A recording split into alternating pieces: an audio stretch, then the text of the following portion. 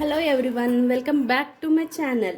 ఈరోజు నేను మీకోసం అనేసి కాకరకాయ ఫ్రై చేసి చూపించబోతున్నానండి. చాలా అంటే చాలా టేస్టీగా ఉంటుందండి. ఇది ఎప్పుడు కాకరకాయ తినని వాళ్ళు కూడా చాలా ఇష్టంగా తింటారనమాట. చాలామంది కాకరకాయ అంటే ఇష్టపడరు అనమాట, చేదుగా ఉంటుందని. ఇది అలా కాదండి, చేదుగా ఉన్నా కూడా చాలా టేస్టీగా ఉంటుందన్నమాట. అయినా ఒకవేళ మీలో ఎవరైనా కొత్తగా నా ఛానల్ని విజిట్ చేసినట్టయితే లైక్ చేయండి, షేర్ చేయండి, సబ్స్క్రైబ్ చేయడం మాత్రం మర్చిపోకండి. ఒక కడాయి తీసుకొని ఉన్నాను. వేడైన తర్వాత నూనె పోస్తున్నాను. ఇందులో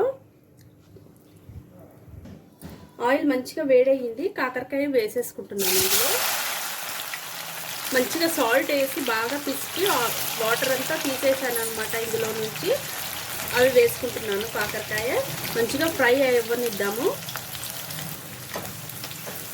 మంచిగా ఫ్రై అయ్యేంత వరకు కొంచెం మీడియం ఫ్లేమ్లో ఉంచుకోవాలి. కాకరకాయ ఫ్రై అయ్యే లోపల ఒక జార్ తీసుకొని ఎండు కొబ్బరి వేసుకోవాలి. ఒక గుప్పెడు ఎండు కొబ్బరి, ఇంకా ఎల్లిపాయలు కూడా వేస్తున్నాను. తర్వాత ఎండుమిర్చి కూడా వేసుకోవాలి. జీలకర్ర కూడా వేసుకోవచ్చు మీరు కావాలంటే, నేను ఇప్పుడు స్కిప్ చేస్తున్నాను. ఇప్పుడు మనం ఇవి పౌడర్ చేసుకుందాము.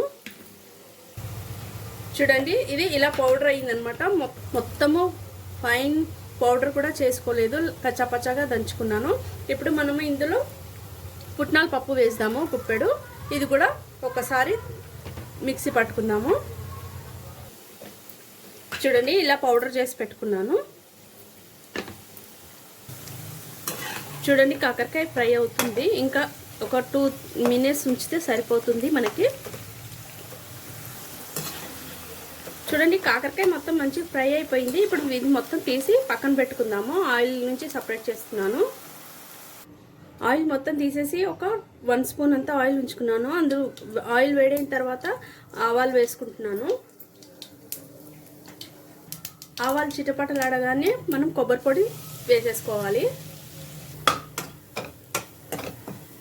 తర్వాత కాకరకాయ వేసేస్తున్నాను ఇందులో.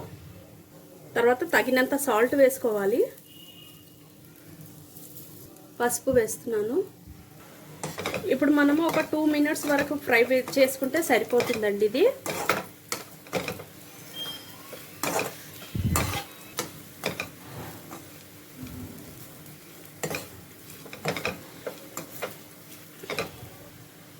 అన్నీ వేసిన తర్వాత ఇప్పుడు మనం ఒక 2 మినిట్స్ దీన్ని ఫ్రై చేసుకుంటే సరిపోతుంది. చూడండి, 2 మినిట్స్ వరకు ఫ్రై చేసుకున్న తర్వాత మూత పెట్టేసుకొని స్టవ్ ఆఫ్ చేసుకోవాలండి. ఆవిరితో మంచిగా ఫ్రై అవుతుంది అనమాట. ఒక 2-3 మినిట్స్ వరకు మూత తీయకుండా ఇలాగే ఉంచుకుందాము. ఓకే అండి, మీకు నా వీడియో నచ్చితే లైక్ చేయండి, షేర్ చేయండి, సబ్స్క్రైబ్ చేయడం మాత్రం మర్చిపోవద్దండి.